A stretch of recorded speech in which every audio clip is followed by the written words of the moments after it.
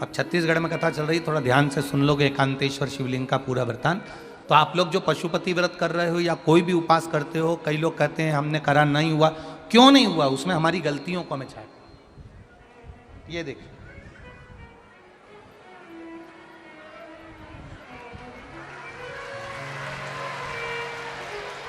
अब जैसे ये शिवलिंग रखा है, आपने जल चढ़ाया। अब जल आप यहां से चढ़ा रहे हो तो धीरे धीरे धीरे धीरे चढ़ाएं, जिससे छींटे बाहर ना, यहां तक छींटे रहे ना, जलाधारी तक चलेगा, बाहर ना गिरे। और एक बात का स्मरण रहे, यदि बेलपत्री, फूल, पत्ती जल चढ़ाने के बाद ये सब अगर नीचे गिर जाए, जलाधारी पर गिर गया या नीचे उतर गया, तुम्हारा पूरा जल चढ़ जाए, तुम्हारे पास में चंदन नहीं है, अबीर नहीं है, गुलाल नहीं है, कुछ भी नहीं हो, तो भी अपने हाथ की 3 उंगलियों से रेखा 3 खींचकर और फिर जो माला आदिकादिक भगवान की रखी थी, उसी से भगवान का वापिस पूरा श्रृंगार कर कर फिर वापिस आइए, भगवान को पूर्ण श्रृंगार।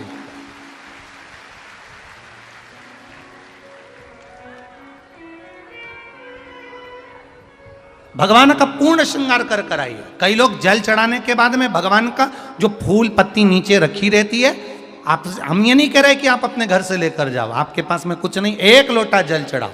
जल चढ़ाया, जो फूल पत्ती नीचे रखी हुई है उसी को उठाकर, उसको रखकर उसी फूल से भगवान का खूब सुंदर श्रृंगार भगवान का कर कर फिर आइए। क्यों? शिव का जब हम श्रृंगार कर कर आते हैं, माता पार्वती जी ने देव अधिदेव महादेव का श्रृंगार किया है, आप लोगों के स्मरण में होगा। राम जी ने माता जानकी का श्रृंगार किया है। रामचरित सुनिए कथा, रामायण सुनिए आप लोगों ने, रामायण सुनी होगी तो उसमें माता बैठी हैं शिला के ऊपर और भगवान राम उनका श्रृंगार कर रहे हैं।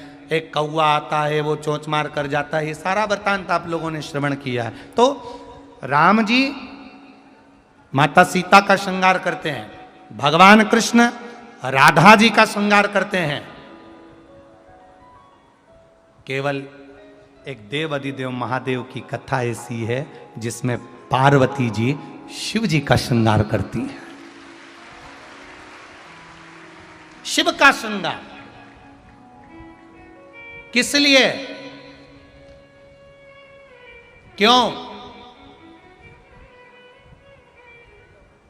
कहा जल चढ़ाने के बाद वहीं पर पड़ी हुई पत्ती से, फूल से, जो चढ़े हुए फूल हैं, चढ़ी हुई पत्ती है, चढ़ा हुआ निर्माल्य है, जो भी शिव जी का है, उसी को धोकर वापिस भगवान का श्रृंगार कर कर आना चाहिए।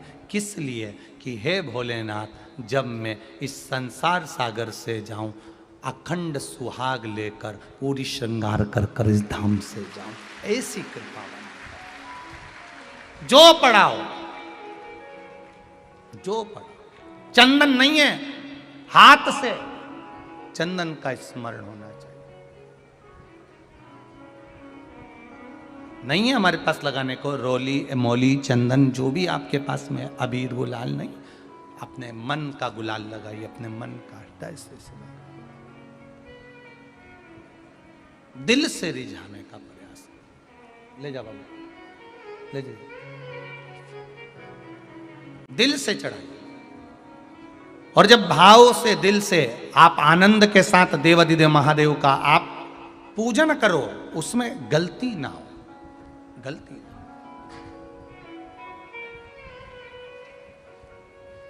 देखिए, पितरों की 3 बेटियों को श्राप लग गया। श्राप क्या लगा? तुम्हें पृथ्वी पर जाना पड़ेगा, मृत्यु लोक में जाना पड़ेगा, और तुम्हें मृत्यु लोक में जन्म लेना पड़ेगा। मृत्यु लोक में जाना पड़ेगा और तुम्हें जन्म लेना पड़ेगा। अब दुख आ गया।